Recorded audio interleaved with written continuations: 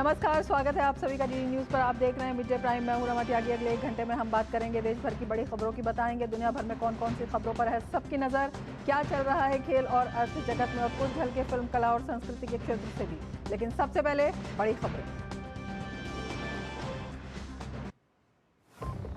प्रधानमंत्री मोदी और फिनलैंड के राष्ट्रपति अलेक्जेंडर स्टब के बीच हुई द्विपक्षीय वार्ता। दोनों देशों के बीच कई अहम समझौते होने की उम्मीद।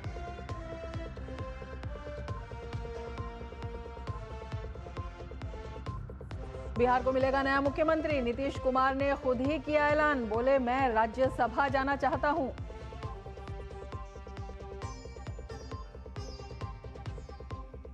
ईरान और इजरायल के बीच ताबड़तोड़ हमले जारी। ईरान के नौसैनिक पोत को डुबोने पर विदेश मंत्री अब्बास अरागची ने अमेरिका को चेताया, गहरे पछतावे के लिए रहें तैयार।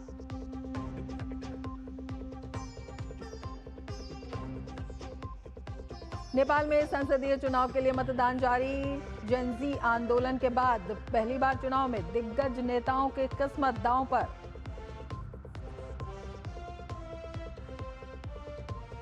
और T20 विश्व कप में आज भारत इंग्लैंड के बीच दूसरा सेमीफाइनल। आज जीते तो 8 तारीख को न्यूजीलैंड से होगा नरेंद्र मोदी स्टेडियम में फाइनल मुकाबला।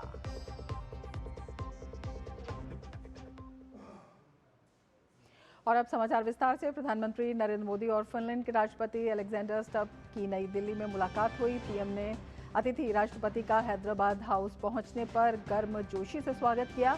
दोनों नेताओं ने विभिन्न द्विपक्षीय मुद्दों पर विचार विमर्श किया। फिनलैंड के राष्ट्रपति भारत की 4 दिवसीय यात्रा पर हैं।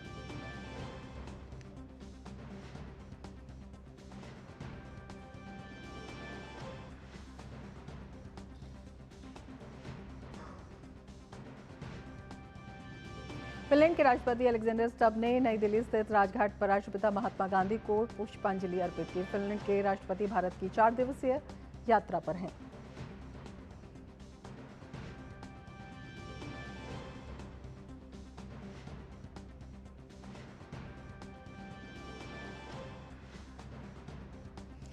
आगे बढ़ते हैं। सीएम नीतीश कुमार के राज्यसभा जाने का सस्पेंस आखिरकार समाप्त हो गया। नीतीश ने एक्स पर पोस्ट कर कहा वो राज्यसभा सदस्य बनना चाहते हैं। उन्होंने लिखा, पिछले 2 दशक से भी अधिक समय से आपने अपना विश्वास एवं समर्थन मेरे साथ लगातार बनाए रखा है।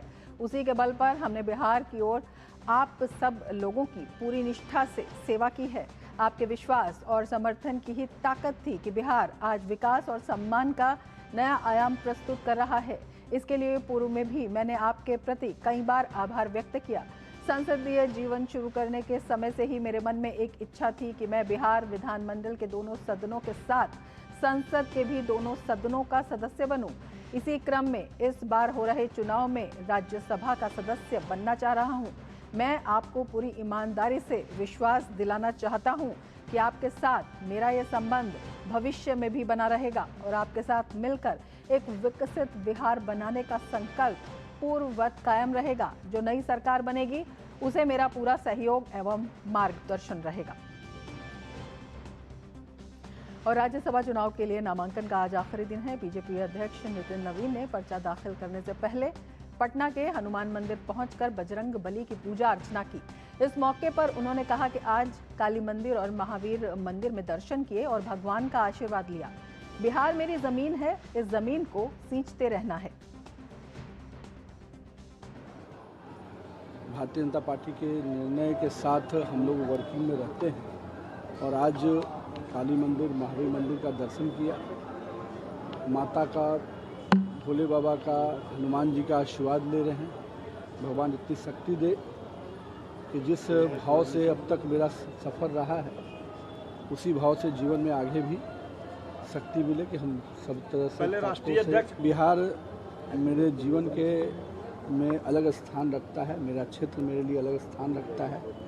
तो निश्चित रूप से आदमी अपनी जड़ को छोड़कर कभी बड़ा नहीं हो सकता, यानी जड़ के मजबूती बनी रहेगी तभी आपका वट वृक्ष भी बड़ा होता है। तो मैं मानता हूँ बिहार मेरी ज़मीन है, मेरा क्षेत्र मेरा ज़मीन है। इस ज़मीन को सींचते रहना, इस ज़मीन को हमेशा उपजाऊ बनाए रखना मेरा हमेशा आत्मा के अंदर बसा हुआ क्षेत्र विषय है। और राज्यसभा चुनाव को लेकर कांग्रेस ने 5 राज्यों से 6 उम्मीदवारों के नाम घोषित कर दिए हैं, जिनमें पार्टी के वरिष्ठ नेता अभिषेक सिंघवी का नाम प्रमुख है, जिन्हें एक बार फिर तेलंगाना से उम्मीदवार बनाया गया है। छत्तीसगढ़ से फूलोदेवी नेताम को फिर से राज्यसभा चुनाव के लिए उम्मीदवार घोषित किया गया है। वे वर्तमान में छत्तीसगढ़ से ही राज्यसभा सदस्य हैं। वहीं हिमाचल प्रदेश से राज्यसभा चुनाव के लिए कांगड़ा जिला प्रदेश कमेटी के अध्यक्ष अनुराग शर्मा को उम्मीदवार बनाया गया है। हरियाणा से कर्मवीर सिंह बौद्ध को टिकट दिया गया है। तमिलनाडु से एम क्रिस्टोफर तिलक को उम्मीदवार घोषित किया गया है। ईसाई समुदाय से ताल्लुक रखने वाले तिलक अखिल भारतीय कांग्रेस कमेटी के सचिव हैं। कांग्रेस ने अपने शासन वाले तेलंगाना से अभिषेक मनु सिंघवी को फिर से उम्मीदवार घोषित किया है। सिंघवी वर्तमान में तेलंगाना से ही राज्यसभा सदस्य हैं और उनका कार्यकाल अप्रैल में खत्म होने वाला है। प्रदेश में 2 राज्यसभा सीटों के लिए चुनाव हो रहा है और कांग्रेस ने दूसरी सीट के लिए वी नरेंद्र रेड्डी को उम्मीदवार घोषित किया है। हालांकि दूसरी सीट के लिए उसके पास विधायकों की पर्याप्त संख्या नहीं है। कुल 10 राज्यों की 37 राज्यसभा सीट के लिए द्विवार्षिक चुनाव 16 मार्च को होने हैं। मतों की गिनती उसी दिन की जाएगी।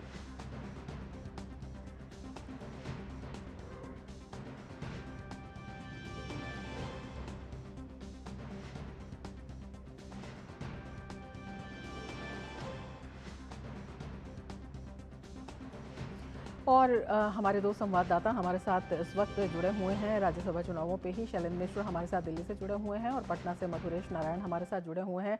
शैलेंद्र, सबसे पहले आपसे ही समझना चाहेंगे इस बार के जो राज्यसभा चुनाव हैं वो किन मायनों में अलग दिखाई दे रहे हैं, किस तरह की रणनीति दिखाई दे रही है विभिन्न पक्षों की? देखिए, 10 राज्यों में 37 सीटें हैं राज्यसभा की, जहां पर ये चुनाव होने।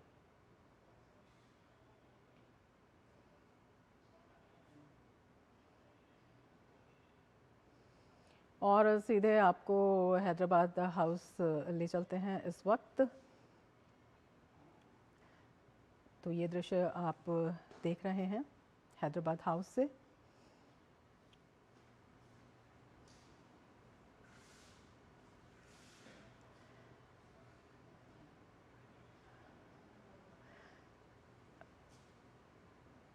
डेलीगेशन टॉक्स के ये दृश्य आप देख रहे हैं हैदराबाद हाउस से।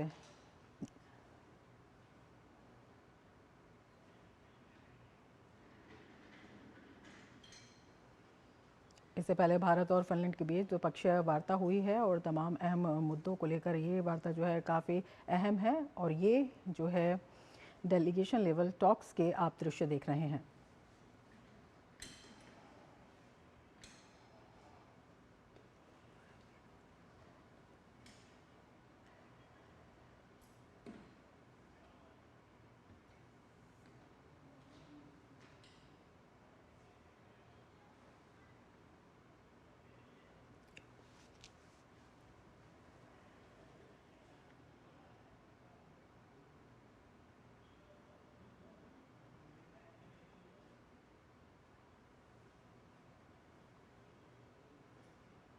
तो फिनलैंड के राष्ट्रपति भारत दौरे पर हैं और वो राइसिना डायलॉग में मुख्य वक्ता के तौर पर शामिल होंगे। इससे पहले भारत और फिनलैंड के बीच द्विपक्षीय वार्ता भी हुई है और अब डेलीगेशन लेवल टॉक्स चल रही है। अपने आप में बेहद महत्वपूर्ण है। ये संबंधों की मजबूती के लिए विशेष रूप से यूरोप और नॉर्डिक रीजन के जो क्षेत्र हैं उनमें किस तरह से महत्वपूर्ण मौजूदगी दोनों देशों के संबंधों की और उसका असर दिखाई देता है, उसको लेकर ये बेहद महत्वपूर्ण हो जाता है। तमाम क्षेत्रों में संबंधों की मजबूती को लेकर ये delegation level talks Hyderabad house से आप ये सीधे दृश्य देख रहे हैं।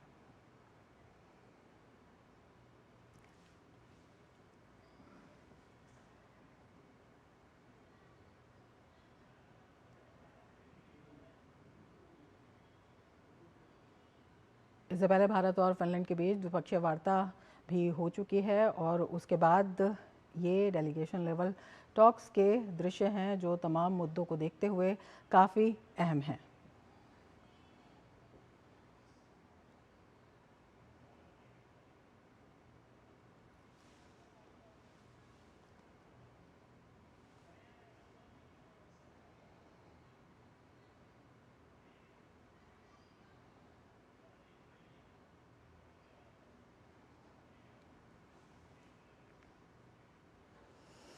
और अब आपको बताते हैं कि क्या कुछ चल रहा है राज्यसभा चुनावों को लेकर हलचल, और विशेष रूप से बिहार में जिस तरह से एक नया अध्याय जिसे कह रहे हैं शुरू होने वाला है, उसे लेकर भी किस तरह की जानकारी है, किस तरह का माहौल है और किस तरह की प्रतिक्रिया है। हमारे दो संवाददाता हमारे साथ जुड़े हुए हैं।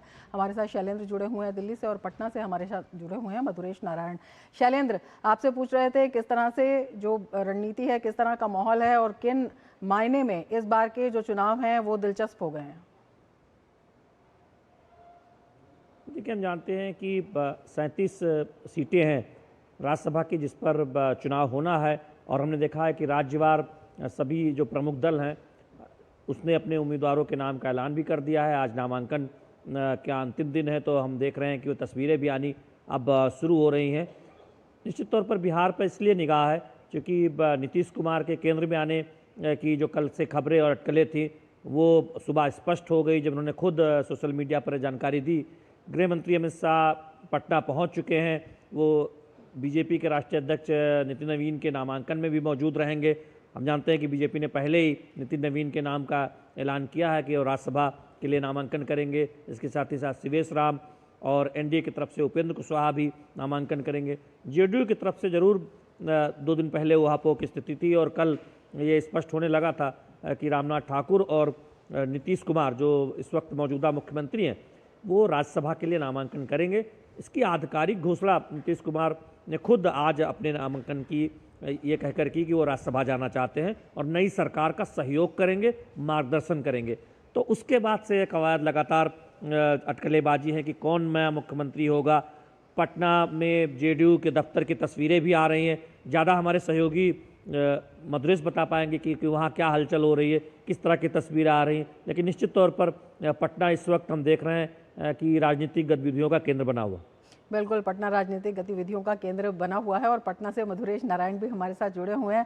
मधुरेश, जो सस्पेंस था वो खत्म हो गया, खुद नीतीश कुमार ने ही उसे खत्म कर दिया। ये जो ट्वीट उन्होंने किया है, एक तो इसके मायने हमें समझाइए, और 2 दशक से जो वहाँ पर राजनीति थी नीतीश कुमार की, उसमें क्या कुछ एक नया अध्याय आप जुड़ते हुए देख रहे हैं?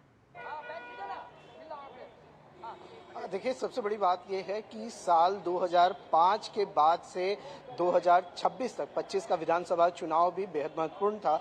लेकिन ये जो 2 दशक का जो वक्त रहा है, ये बिहार के लिए, जब भी बिहार के स्वर्णिम काल की बात की जाएगी तो इस वक्त को जरूर याद किया जाएगा। क्योंकि जब सीएम नीतीश कुमार ने जब सत्ता संभाली थी तो बिहार जो है वो एक गरीब, पिछड़ा, लॉ एंड ऑर्डर में सबसे बुरे स्थिति वाला राज्य था। और आज हम एक बिहार को देख रहे हैं जो कि विकसित हो चुका है, जो धीरे धीरे करके अपने विकास की तरफ आगे बढ़ रहा है। चाहे रोडवेज की बात करें, चाहे उद्योग की बात करें, हर तरह से नीतीश कुमार ने जिस तरीके से, जिस मजबूती से, जिस समझबूझ से एक पिछड़े राज्य को विकसित राज्य या विकासशील राज्य बनाने के लिए जो मेहनत की थी, वो कहीं ना कहीं वही कारण है कि 2025 के चुनाव में उसका फल नीतीश कुमार और एनडीए को मिला था। अब जहां तक बात है उनके ट्वीट की, उन्होंने ट्वीट में अपने साफ कहा है कि वो पहले भी लोकसभा में देश की सेवा कर चुके हैं। 2 दशक से बिहार की सेवा की, विधानसभा चुनाव लड़ा, एमएलसी रहे। अब उनकी इच्छा थी राज्यसभा जाने की, इसलिए अब वो राज्यसभा जाना चाहते हैं। दूसरी तरफ उन्होंने 2 वादे भी किए हैं। उन्होंने पहला वादा ये किया कि बिहार में जो भी सरकार बनेगी उसके वो मेंटर बने रहेंगे, उसको अपना जो देख रेख है उसकी करते रहेंगे। इसके साथ ही उन्होंने कहा कि जिस ईमानदारी से उन्होंने बिहार की सेवा की है, उसी ईमानदारी से वो आगे भी बिहार की जनता के साथ में जुड़े रहेंगे। तो कहीं ना कहीं नीतीश कुमार ने ये साफ कहा है कि भले ही वो दिल्ली चले जाएं, लेकिन उनकी जड़, उनका दिल बिहार की जनता के साथ में जुड़ा हुआ रहेगा, और उस समय समय पर बिहार की जनता के लिए जो भी जरूरी फैसले होंगे उसमें इंटरवीन करते रहेंगे। लेकिन दूसरी तरफ हम जहां अभी देख रहे थे कि बड़ी संख्या में जदयू कार्यकर्ता थे, वो निराश हो गए थे क्योंकि वो चाहते थे कि नीतीश कुमार अभी भी बिहार के मुख्यमंत्री बने रहें। तो कहीं ना कहीं नीतीश कुमार का जो ट्वीट था, ये तमाम जो जदयू कार्यकर्ता जो नाराज हो रहे थे कि अब उनको नीतीश कुमार का मार्गदर्शन नहीं मिलेगा, उस पर कहीं ना कहीं पूरी तरीके से एक विराम लगाता हुआ भी दिख रहा था। जदयू कार्यकर्ताओं में अब संतोष है। बड़ी संख्या में जदयू कार्यकर्ता जो हैं वो पार्टी कार्यालय में जुटे हुए हैं। अब चाहे जदयू के कार्यकर्ता हो या आम लोग हों, उनकी नज़र सिर्फ दो चीज़ों पर है। पहली चीज़ है निशांत कुमार, जो कि नीतीश कुमार के बेटे हैं, उनके जदयू ज्वाइन करने पे। दूसरा जो बेहद महत्वपूर्ण है, जब नीतीश कुमार राज्यसभा चले जाएंगे तो बिहार का मुख्यमंत्री कौन होगा और फॉर्मूला क्या होगा। सबसे महत्वपूर्ण है फॉर्मूला क्या होगा बिहार में मुख्यमंत्री सेट करने का, क्योंकि वर्तमान में जो फॉर्मूला था उसके तहत जदयू के मुख्यमंत्री और बीजेपी के 2 उप मुख्यमंत्री का फॉर्मूला सेट था। अब जो अंदर खाने से खबर आ रही है कि अगर निशांत कुमार जदयू ज्वाइन करते हैं तो उनको उप मुख्यमंत्री बनाया जाएगा। तो ऐसे में हो सकता है कि जो फॉर्मूला है वो पलटे और सीएम का जो पद है वो बीजेपी के पास चला जाए और जदयू के खाते में 2 उप मुख्यमंत्री आए।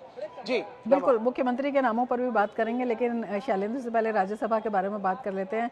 शैलेंद्र, जिस तरह से नीतीश कुमार हैं, अब तो उन्होंने ऐलान कर ही दिया है कि वो राज्यसभा से जो है राज्यसभा में जाना चाहते हैं। इसके साथ ही बीजेपी से नितिन नवीन, उनका नामांकन जो है वो होगा, उससे पहले वो मंदिर भी गए और तमाम पूरी तैयारी के साथ। किस तरह से राज्यसभा में आप एनडीए की रणनीति को देखते हैं?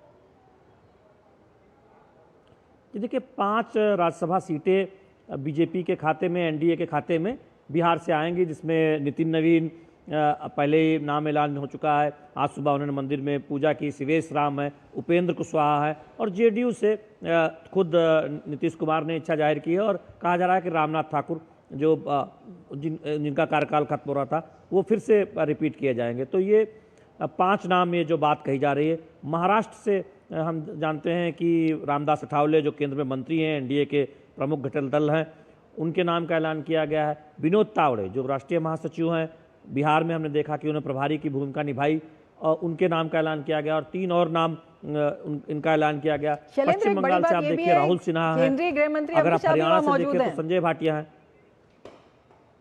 ये बिल्कुल वो बिहार पटना पहुंच चुके हैं और नामांकन के दौरान मौजूद भी रहेंगे। सबसे बड़ी बात यह है कि बीजेपी और एनडीए को ये लगता है कि इस साल 2026 में जो 75 सीटें जो जिस पर राज्यसभा में जो खाली हो रही हैं और उस पर नए उम्मीदवार चुनकर आएंगे, इससे उसकी जो ताकत है वो और बढ़ेगी। जो 129 की जो संख्या है एनडीए की, वो उसमें और इजाफा होगा और इस वक्त 37 सीटों पर जो मतदान होगा, अगर जरूरत हुई या फिर चुनकर आएंगे, उसमें एनडीए सोच रही है कि कम से कम 2 सीटें का इजाफा अगर हो जाए, 1 या 2 सीटों का, तो बेहतर होगा। क्योंकि आप जानते हैं कि राज्यसभा के जब चुनाव होते हैं तो स्थितियां बिल्कुल साफ होती है। किसी भी विधानसभा में विधायकों की संख्या के लिहाज से तय होता है कि वहां पर कौन सा दल या कौन सा गठबंधन कितने उम्मीदवारों को जिता पाएगा। तो बिहार में स्पष्ट है कि 5 उम्मीदवार एनडीए जिताकर राज्यसभा भेज सकता है। आपने महाराष्ट्र में भी देखा कि वहाँ पर भी आप एक देखें कि जिन उम्मीदवारों के नाम का ऐलान किया गया है, हरियाणा से 1 एनडीए ने नाम का ऐलान किया है। इसके बाद जब मई के बाद जो सीटें खाली होंगी उस पर चुनाव होंगे, तो उत्तर प्रदेश से आप देखें कि 10 सीटें कहा जा रहा है, उसमें 7 पर बीजेपी एनडीए अपने उम्मीदवार जिताने की स्थिति में है। विधायकों की संख्या के लिहाज से देखें तो 2026 खत्म होते होते एनडीए की ये कोशिश है या एनडीए का जो आंकड़ा है वो राज्यसभा में और बढ़ता हुआ नजर आएगा और कांग्रेस के लिए चुनौती होगी, क्योंकि वो लगातार घट रही है।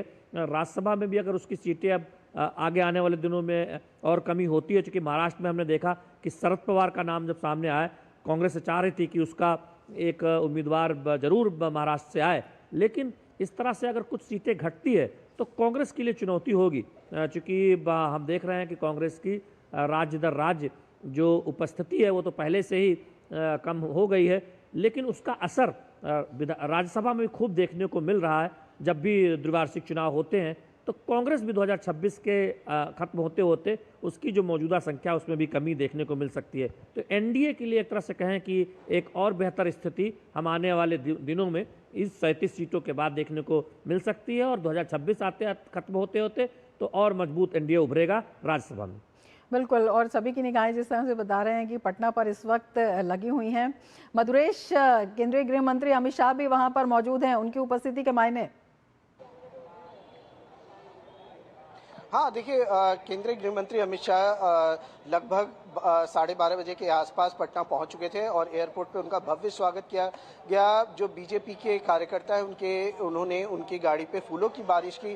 और अब मैं एक अपडेट देना चाहूंगा कि जो नामांकन की प्रक्रिया है नीतीश कुमार की वो शुरू हो चुकी है। अमित शाह वहां पे मौजूद है। इसके साथ ही जो प्रोसेस है वो शुरू हो चुका है। हमारे सहयोगी रामनाथ ठाकुर के बारे में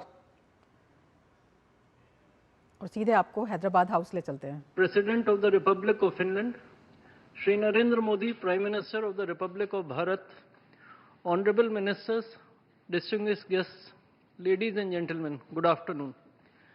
I welcome you all to this ceremony where we shall witness exchange of several MOUs. India and Finland enjoy a robust partnership with digitization, education, sustainability, and innovation as key pillars. The documents being exchanged today reflect our multifaceted bilateral cooperation. We will begin with the exchange of MOU on migration and mobility partnership. This document will be exchanged by His Excellency Mr. Mattias Marttinen, Minister of Employment of Finland, and Dr. S. Jaishankar, External Affairs Minister of India.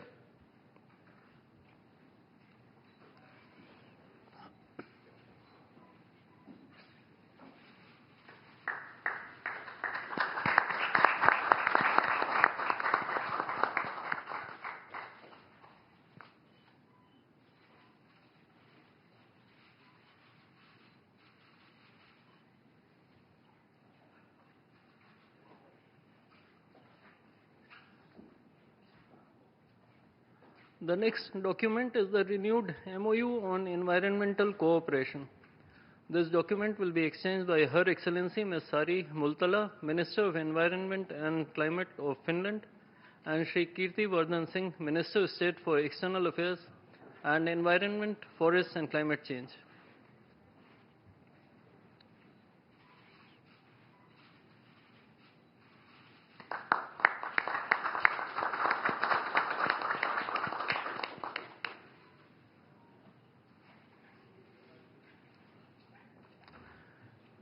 Next, we have the MOU on bilateral cooperation in the field of official statistics. This document will be exchanged by His Excellency Mr. Kimmo Ladewirta, Ambassador of Finland to India, and Shri Sibi George, Secretary West in the Ministry of External Affairs.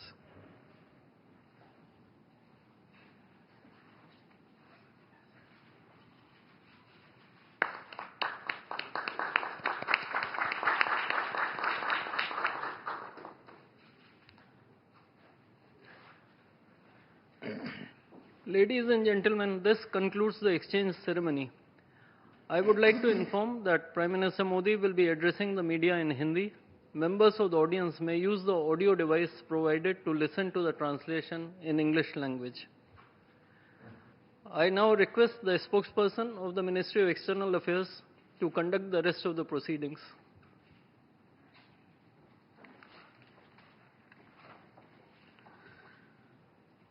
Namaskar, good afternoon. Your Excellency Dr. Alexander Stubb, President of the Republic of Finland, Honorable Prime Minister of India, Shri Narendra Modi, Honorable Ministers, members of both delegations, distinguished guests and friends from the media. We will now have the press statements. May I request Honorable Prime Minister of India, Shri Narendra Modi, to give his remarks to the media. Your Excellency, President Stubb, दोनों देशों के delegates, media के साथियों, नमस्कार। 13वें Finland के राष्ट्रपति के रूप में अपनी पहली भारत यात्रा पर मैं प्रेसिडेंट स्टुब का हार्दिक स्वागत करता हूं। प्रेसिडेंट स्टुब एक प्रसिद्ध ग्लोबल लीडर ही नहीं, एक सम्मानित थिंकर और लेखक भी है। एक्सेलेंसी, आप जैसे अनुभवी और डायनेमिक लीडर का इस वर्ष के रायसीना डायलॉग का चीफ गेस्ट बनना हमारे लिए बहुत सम्मान और खुशी की बात है। फ्रेंड्स, आज विश्व एक अस्थिरता और अनिश्चितता के दौर से गुजर रहा है। यूक्रेन से लेकर वेस्ट एशिया तक दुनिया के कई हिस्से उसमें संघर्ष की स्थिति बनी हुई है। ऐसे ग्लोबल एनवायरनमेंट में भारत और यूरोप दुनिया की दो बड़ी डिप्लोमेटिक पावर्स अपने संबंधों के सुनहरे दौर में प्रवेश कर रहे हैं। हमारा बढ़ता सहयोग वैश्विक स्थिरता, विकास और साझा समृद्धि को नई मजबूती दे रहा है। फ्रेंड, वर्ष 2026 की शुरुआत में ऐतिहासिक Bharat European union free trade agreement हुआ। यह एग्रीमेंट भारत और फिनलैंड के बीच ट्रेड, इन्वेस्टमेंट और टेक्नोलॉजी सहयोग को और प्रबल करेगा। डिजिटल टेक्नोलॉजी, इंफ्रास्ट्रक्चर और सस्टेनेबिलिटी जैसे क्षेत्रों में भारत और फिनलैंड महत्वपूर्ण साझेदार हैं। नोकिया के मोबाइल फोन और टेलीकॉम नेटवर्क ने करोड़ों भारतीयों को जोड़ा है। फिनलैंड के आर्किटेक्ट के सहयोग से हमने चिनाब नदी पर विश्व का सबसे ऊंचा रेलवे ब्रिज बनाया है।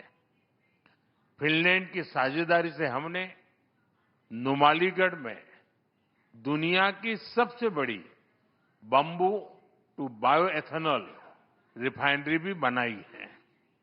फ्रेंड, ऐसे महत्वपूर्ण उदाहरणों से प्रेरित होते हुए प्रेसिडेंट स्टुब की इस यात्रा में हम भारत फिनलैंड संबंधों को एक strategic partnership in digitalisation and sustainability का रूप दे रहे हैं। यह पार्टनरशिप एआई से लेकर 6G टेलीकॉम तक, क्लीन एनर्जी से लेकर क्वांटम कंप्यूटिंग तक कई हाईटेक क्षेत्रों में हमारे सहयोग को गति और ऊर्जा देगा। साथ ही डिफेंस, स्पेस, सेमीकंडक्टर और क्रिटिकल मिनरल जैसे की सेक्टर्स में भी साझेदारी और गहरी बढ़ेगी। भारत और फिनलैंड जैसे लोकतांत्रिक और जिम्मेदार देशों की यह स्ट्रेटेजिक पार्टनरशिप पूरे विश्व के लिए ट्रस्टवर्दी टेक्नोलॉजी और सप्लाई चेन सुनिश्चित करने में योगदान देगी। फ्रेंड्स, फिनलैंड भारतीय स्टूडेंट्स और टैलेंट के लिए एक प्रीफर्ड डेस्टिनेशन बन रहा है। दोनों देशों के इनोवेशन इकोसिस्टम को जोड़ने के लिए आज हमने फिनलैंड के साथ एक व्यापक माइग्रेशन एंड मोबिलिटी एग्रीमेंट किया है। इसके साथ हम जॉइंट रिसर्च और स्टार्टअप सहयोग को भी और मजबूत करने जा रहे हैं। शिक्षा के क्षेत्र में फिनलैंड एक रोल मॉडल है। आज हमने teacher training, school to school partnership और फ्यूचर ऑफ एजुकेशन में रिसर्च सहयोग बढ़ाने पर भी सहमति बनाई है। यानी स्कूल से लेकर इंडस्ट्री तक हम ह्यूमन डेवलपमेंट के हर लेवल पर अपने सहयोग को नई गहराई देने जा रहे हैं। फ्रेंड्स, फिनलैंड नॉर्डिक क्षेत्र में भारत का महत्वपूर्ण पार्टनर है। हम फिनलैंड के साथ मिलकर आर्कटिक और पोलर रिसर्च में भी सहयोग बढ़ा रहे हैं। एक हेल्दी प्लैनेट हमारी साझी प्राथमिकता है। हमें बहुत खुशी है कि इस वर्ष फिनलैंड के साथ हम भारत में world circular economy forum host करने जा रहे हैं। इससे सस्टेनेबिलिटी के हमारे प्रयासों को नई गति और नए विचार मिलेंगे।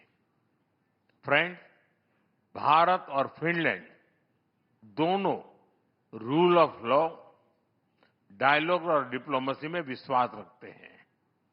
हम एकमत है कि केवल मिलिट्री कॉन्फ्लिक्ट से किसी भी मुद्दे का समाधान नहीं निकल सकता।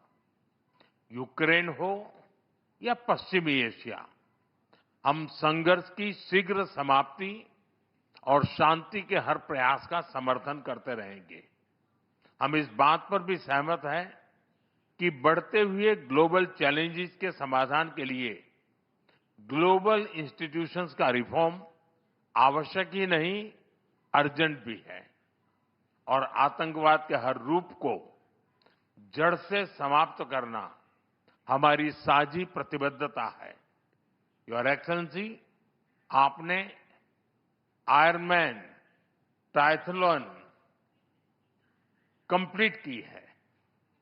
हमें विश्वास है कि आप जैसे ऊर्जावान लीडर के साथ मिलकर हम भारत और फिनलैंड के बीच इनोवेशन, डिजिटल और सस्टेनेबिलिटी के एक नए ट्रायथलॉन को भी अचीव करेंगे।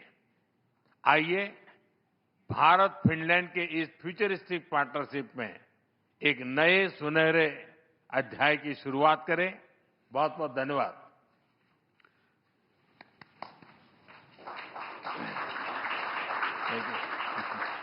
Thank you, sir. May I now request His Excellency Dr. Alexander Stubb, President of the Republic of Finland, to give his remarks to the media. Mr. Prime Minister, Excellencies, ladies and gentlemen, namaskar, terve. As you said, thank you very much for your kind words. Also, thank you for the warm hospitality that you have shown us here. I have to say that I salute your diplomatic skills when you say that we stand here as two big democracies. There is one big and one slightly smaller, but I think the key message is that we share values. I would also like to congratulate you for your leadership. My last visit to India was actually in 2013 in my capacity as Minister of Trade. And the change that I just see on the streets of New Delhi and that I will most probably see in Mumbai in a couple of days is palpable. This is an economic miracle that we're witnessing, and I wish you all the best. Thank you also for welcoming me. I arrived yesterday in the middle of Holi, which was lovely to see. I was able to escape some of the color attacks that were coming at me, but it was a great experience as such. The previous state visit of Finnish head of state, the president, was actually in 1996 with President Martti Ahtisaari, who was very much a man of peace. He won the Nobel Prize of Peace in 2008 and was a great respected leader. Rarely, if ever, have we been in a situation also where we've had a prime minister here 2 weeks ago in the form of Petteri Orpo, and now a president 2 weeks later. India obviously is one of the world's largest and most influential countries and the world's largest democracy. And as we have seen, you are now a key strategic partner for Europe. Its importance in foreign and security policy and trade policy is difficult to overstate. You are one of the fastest growing economies in the world that we can witness here every day. And what I really respect about your foreign policy is that you've never been under illusions. You've always based your foreign policy on a pragmatic and realistic worldview. You've showed the rest of the world that strategic caution and safeguarding autonomy means a lot, all the while championing multilateralism and global cooperation. And I believe personally that we should all become a little bit more Indian. It's an honor for me to open the Raisina dialogues today together with you, Mr. Prime Minister. It's amazing to see the growth of Raisina. Only in 10 years it's become one of the key set pieces where everyone in the world is listening and watching what is happening at Raisina, not least right now when the world is so turbulent. The world is changing. We are living through a transition in the global order, and India, together with its friends in the Global South, will determine the direction in which this order will go. And that is one of the key issues. It's been so fruitful to discuss and understand your approach. Today we discussed security issues in the region. We have conflicts in both regions, in West Asia and also, of course, in Ukraine. And for us, Russia's war of aggression against Ukraine has lasted for too long, 4 years. We agreed that ending the war is in everyone's interests. A lasting peace can only be one that respects the principles of the United Nations. Today, in my speech at Raisina, I will once again call for a change in the multilateral system where the division of labor and power would reflect today's world, and therefore I think a seat in the UN Security Council for India is of utmost importance. We of course also discussed today the relationship between India and the EU, and I have to say that the trade agreement and the strategic partnership that was forged just a little while back between the EU and India is of great significance. When the world is in transition, the United States, Russia, China and many others, the fact that we can have a values and interest-based partnership between the European Union and India is very important. Now, of course, we're also strengthening the relationship between Finland and India. As you just mentioned, we're deepening our dialogue in many sectors, and our goal is to at least double our trade. A good beginning is the fact that we have 20 Finnish companies here who are traveling with me from a wide range of industries, from technology to quantum, to satellites, to networks, to food, and to green tech, which you mentioned. Our dialogue is further strengthened by the fact that we have a very strong Indian community in Finland. I know these numbers don't sound big to you, but for us they are. There are over 20,000 Indians that reside in the capital region of Helsinki and actually in Espoo. A gentle reminder, Finland has a population of 5.6 million, which is a little bit like a suburb in New Delhi. So you have to understand that for us figures are of a different scale. Our Indian friends are a very valued member of our society and contribute significantly to our economy and culture. And it's good to also have the Mayor of Espoo here with us today. Finally, I would like to thank you, Mr. Prime Minister, for our excellent discussion. Anytime you have allotted a short amount for a one-to-one discussion and you run over it extensively, you know that the discussion has to be good, and we really enjoyed that. So sorry to the delegations that we were so late, and thank you once again for your warm hospitality for this state visit. I really appreciate it. Thank you, sir. With that, ladies and gentlemen, we come to the end of this session. Thank you for your presence.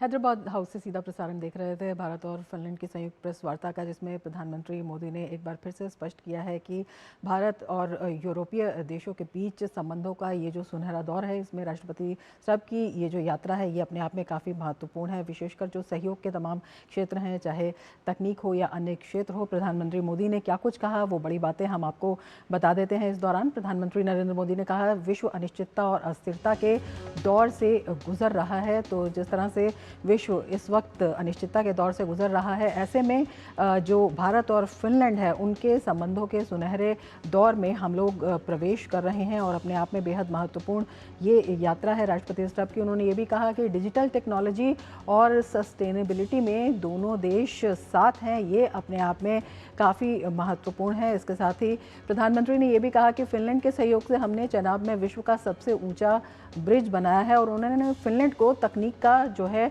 पुराना साथी भी भारत का बताया और उसी परिदृश्य में उन्होंने बताया कि किस तरह से चिनाब में विश्व का सबसे ऊंचा ब्रिज जो है तकनीक के सहयोग से, फिनलैंड के सहयोग से बनाया गया है। इसके साथ ही प्रधानमंत्री ने यह भी कहा कि फिनलैंड भारतीय स्टूडेंट्स के लिए एक अच्छा डेस्टिनेशन बन रहा है और इसी के तहत जो समझौता हुआ है उसको भी उन्होंने काफ़ी अहम बताया। उन्होंने कहा माइग्रेशन और मोबिलिटी में समझौता हुआ है तो ये जो स्टूडेंट्स का आदान प्रदान है या एक महत्वपूर्ण डेस्टिनेशन बन रहा है उसको देखते हुए बड़ा महत्वपूर्ण है। प्रधानमंत्री ने ये भी कहा कि हम आर्कटिक और पोलर रिसर्च में भी संबंध बना रहे हैं। तो किस तरह से जो संबंधों का दायरा है वो लगातार बढ़ रहा है और किस तरह से इससे बहुमुखी फ़ायदा होने वाला है, प्रधानमंत्री ने ये बताया। उन्होंने कहा बढ़ते हुए ग्लोबल चैलेंज के लिए जो ग्लोबल रिफॉर्म हैं वो बेहद ज़रूरी हैं। तो ग्लोबल रिफॉर्म्स पर प्रधानमंत्री ने जोर दिया और प्रधानमंत्री ने ये भी कहा कि ये जो है भारत और यूरोप के संबंधों का एक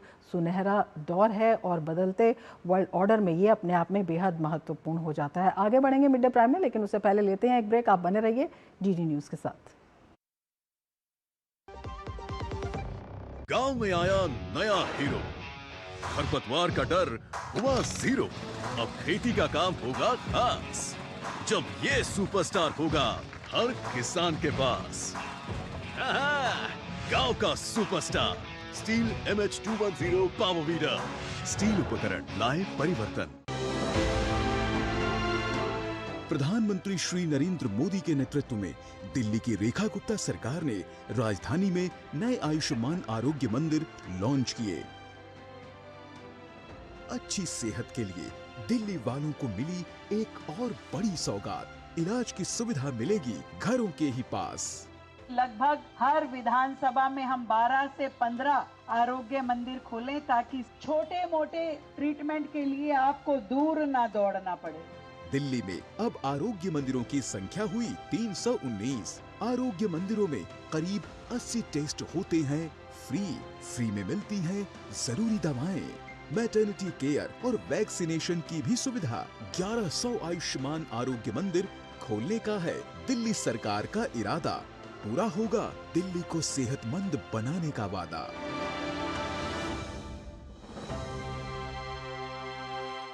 ट्रिंग ट्रिंग। हेलो, मैं तुम्हारे पापा के बचपन का दोस्त चतुर चाचा। प्रणाम चाचा जी। उनसे बेटे 5000 लिए थे, अभी तुम्हें ट्रांसफर किया है बेटे, पर गलती से 50 चले गए। पेमेंट मैसेज चेक कर लो बेटे और बाकी 45 मुझे लौटा दो। आपका मैसेज बाद में, पहले अपना बैंक अकाउंट चेक कर लो। मूर्ख ना हूँ मैं। शाबाश। UPI कहता है कोई नकली पेमेंट का मैसेज भेजकर पैसे वापस मांगे तो उसे कहो मैं मूर्ख नहीं।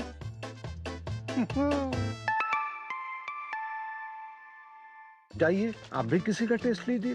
जरा सी हंसी दुलार जरा सा जरा सी अनबन प्यार जरा सा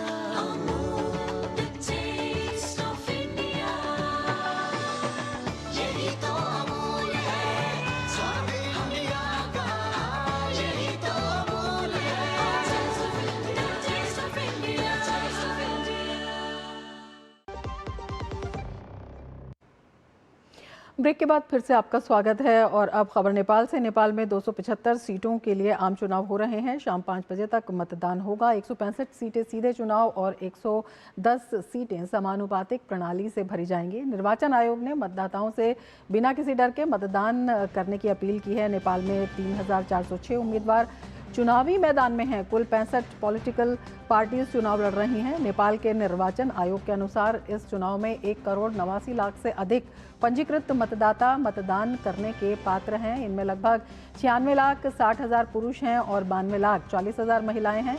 नेपाल में ये चुनाव पिछले साल हुए जेनजी आंदोलन के बाद हो रहा है।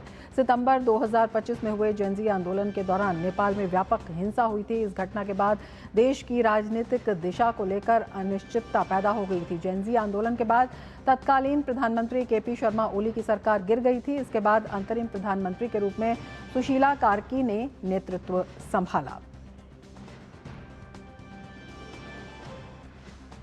तो पूर्व प्रधानमंत्री और communist party of Nepal unified Marxist Leninist CPM UML के प्रधानमंत्री पद के उम्मीदवार केपी शर्मा ओली ने नेपाल के आम चुनाव 2026 के लिए भक्तपुर के एक मतदान केंद्र पर मतदान किया।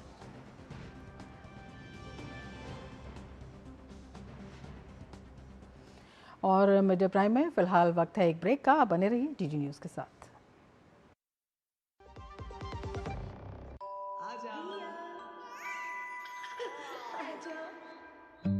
मेरी बेटी रिया तो पायलट बनेगी, है ना?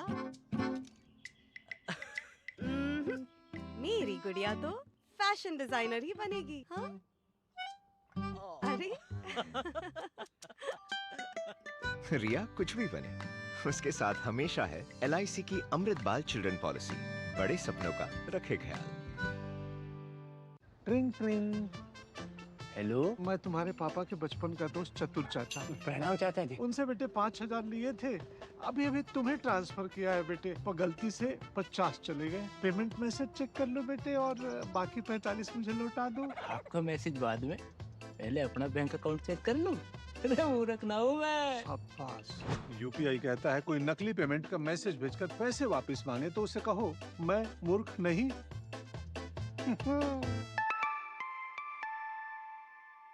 जाइए आप भी किसी का टेस्ट लीजिए। दिल्ली सपनों का शहर, जहां मेहनत कभी नहीं रुकती, लेकिन मेहनत के बीच 2 वक्त का भरपेट और सम्मानजनक भोजन हर किसी का हक है। इस सोच के साथ प्रधानमंत्री श्री नरेंद्र मोदी के कुशल नेतृत्व में दिल्ली की रेखा गुप्ता सरकार लेकर आई है 100 करोड़ रुपए की बजट के साथ अटल कैंटीन। सिर्फ 5 रुपए में पौष्टिक, स्वच्छ और भरपेट भोजन। किसी के स्वाभिमान को ठेस न आए कि मैं फ्री में कुछ भोजन खा रहा हूँ। वो 5 रुपए दे के भी भोजन खाएगा तो सम्मान के साथ खाएगा। गरीब भाई बेचारा खाना खा के चैन से सो जाता है रात को, और सुबह उसको पता है कि मुझे टाइम पे खाना मिलेगा। अटल कैंटीन, सम्मान के साथ सस्ता और सेहतमंद भोजन। गांव में आया नया हीरो, खरपतवार का डर हुआ 0। अब खेती का काम होगा खास, जब ये सुपरस्टार होगा हर किसान के पास। गांव का superstar steel MH210 power weeder. Steel उपकरण लाए परिवर्तन। ब्रेक के बाद फिर से आपका स्वागत है। आगे बढ़ते हैं। अमेरिका, इजराइल और ईरान का युद्ध दिन ब दिन भयावह होता जा रहा है। ईरान ने छठे दिन आज तड़के इजराइल पर मिसाइलें दागी। इस बीच हमले से बचाव के लिए लाखों लोगों को बम शेल्टर में भेज दिया गया। ये घटना वाशिंगटन में अमेरिकी हवाई हमले को रोकने की कोशिशों को रोकने के कुछ घंटे बाद हुई है।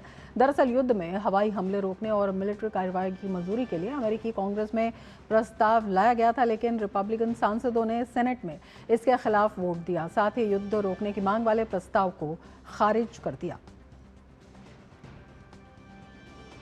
अमेरिका ने दावा किया है कि श्रीलंका तट के पास उसने ईरानी वॉरशिप को डुबो दिया है। अमेरिकी रक्षा मंत्री पीट हेग्सेट ने कहा कि अमेरिकी पनडुब्बी से दागे गए एक टॉर्पीडो ने एक ईरानी युद्धपोत को डुबो दिया।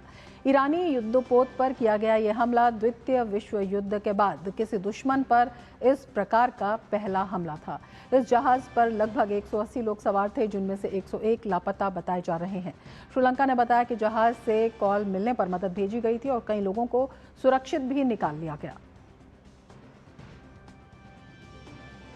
संघर्ष के बीच डोनाल्ड ट्रंप ने दावा किया है कि ईरान के खिलाफ अमेरिका की स्थिति बहुत मजबूत है।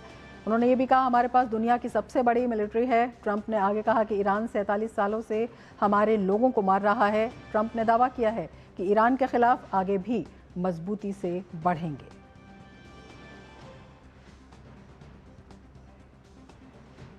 47 years they've been killing our people and killing people from all over the world, and I think we have great support. And if we didn't terminate the worst deal, one of the worst deals ever made, the Obama nuclear deal, I call it the Obama nuclear deal, where he gave everything to Iran.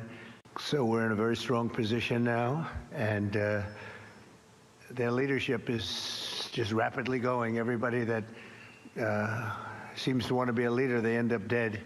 You see it as well as I do. You see the tremendous progress that's being made. Their missiles are being wiped out rapidly. Their launchers are being wiped out. A nation that was out of control, and they would have used it on us if we let them, if we waited any longer. When crazy people have nuclear weapons, bad things happen. So we're in very good shape now. I want to let you know that, and we will continue forward.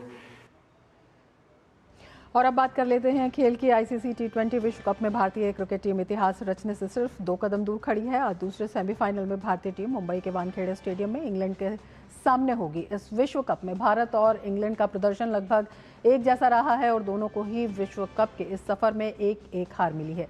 ऐसे में semifinal की ये टक्कर दोनों में से किसी के लिए भी आसान नहीं रहने वाली। देखिए डीडी न्यूज संवाददाता गौरव कुमार की मुंबई से यह खास रिपोर्ट।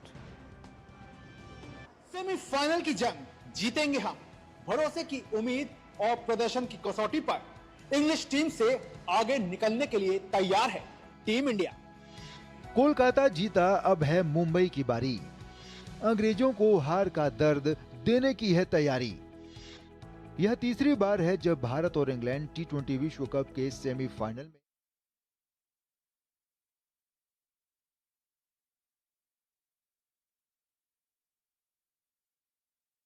आप पटना से देख रहे हैं। नीतीश कुमार राज्यसभा के लिए नामांकन कर रहे हैं। केंद्रीय गृह मंत्री अमित शाह उनके साथ मौजूद हैं।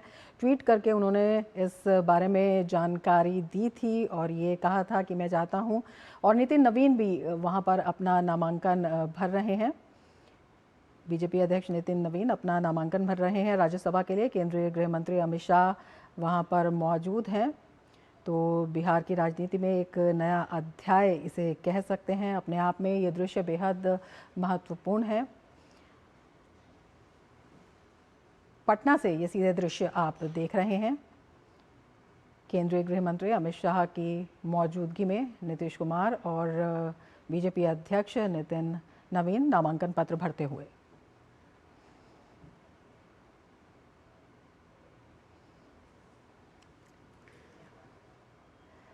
तो तमाम वरिष्ठ नेता भी वहां पर मौजूद हैं और अपने आप में बेहद महत्वपूर्ण हो जाता है। केंद्रीय गृह मंत्री अमित शाह नामांकन के वक्त मौजूद रहे और भाजपा के राष्ट्रीय अध्यक्ष नितिन नवीन ने नामांकन दाखिल किया और इस वक्त तमाम वरिष्ठ नेता भी मौजूद रहे। नीतीश कुमार ने भी राज्यसभा के लिए नामांकन दाखिल कर दिया है। नितिन नवीन ने भी नामांकन राज्यसभा चुनाव के लिए दाखिल कर दिया है।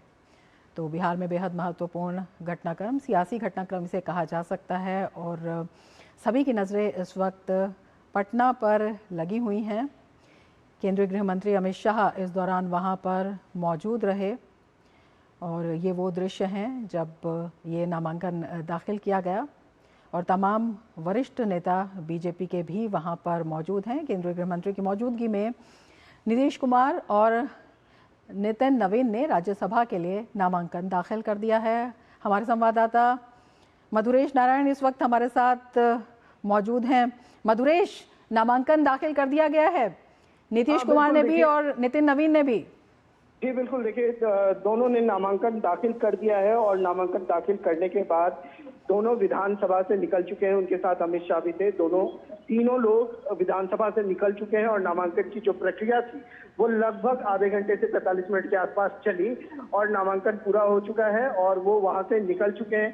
बताया जा रहा है कि अभी Amit Shah state guest house गए हैं जहां पर वो कुछ जो बीजेपी के जो बड़े नेता हैं उनके साथ में मुलाकात करेंगे और उसके बाद फिर पटना से दिल्ली के लिए रवाना हो जाएंगे।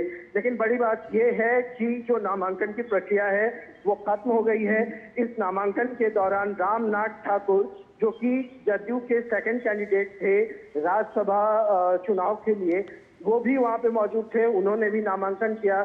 एनडीए की तरफ से वर्तमान में नीतीश कुमार के साथ नितिन नवीन और रामनाथ ठाकुर यानी 3 जनों ने एनडीए की तरफ से अभी राज्यसभा चुनाव के लिए नामांकन किया है।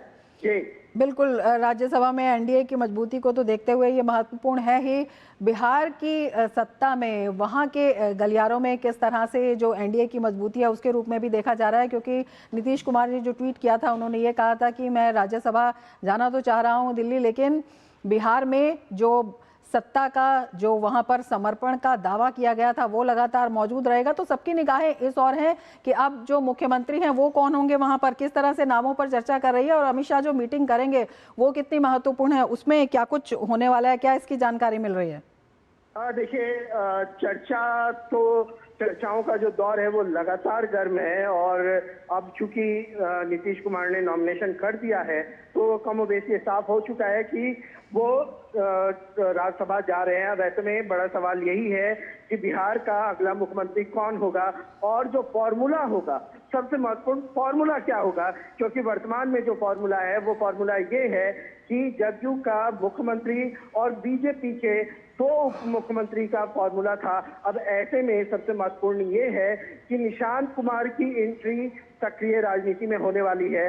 बताया जा रहा है कि आज ही निशांत कुमार भी जदयू की सदस्यता ग्रहण करेंगे और जब वो सदस्यता ग्रहण कर लेंगे तो जो नई सरकार का गठन होने वाला है, जो नए मुख्यमंत्री आने वाले हैं, उनके साथ में निशांत कुमार उप मुख्यमंत्री के रूप में बिहार की जनता की सेवा के लिए भेजे जा सकते हैं। जदयू के जो कार्यकर्ता हैं, जो नेता हैं, उनकी लंबे समय से मांग रही थी कि निशांत कुमार जो नीतीश कुमार के बेटे हैं वो उनको सक्रिय राजनीति में लेके आया जाए और ये मांग जो है वो विधानसभा चुनाव से पहले से ही उठ रही थी। जगह जगह पोस्टर्स लगाए जा रहे थे, बैनर लगाए जा रहे थे और अब वो वक्त आ गया है कि जब निशांत कुमार सक्रिय राजनीति में अपनी एंट्री ले रहे हैं और ऐसे में देखने वाली बात ये होगी कि जो मुख्यमंत्री होगा वो बीजेपी के अगर कोटे से होता है तो कौन हो सकता है, और अगर जो फॉर्मूला है वो वर्तमान फॉर्मूला इन्वर्ट होता है यानी उल्टा होता है,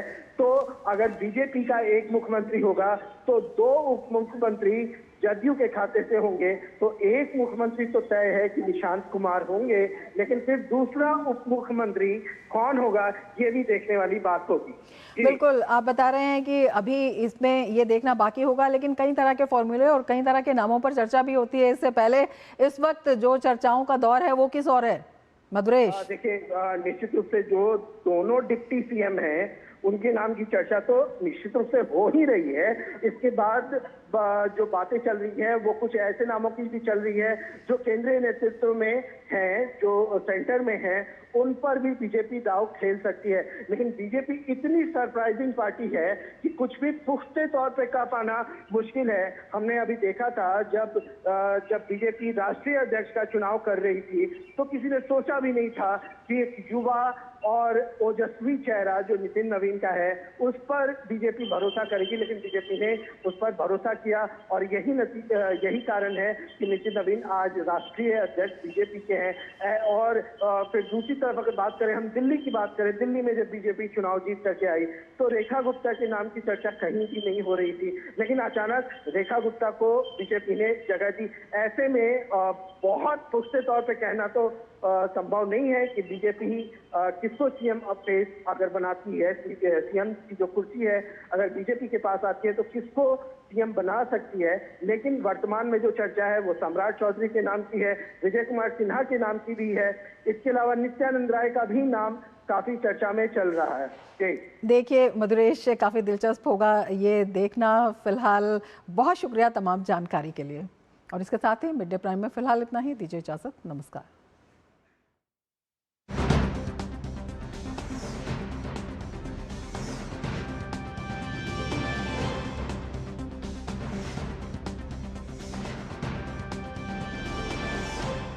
मिड डे प्राइम के प्रायोजक थे LIC।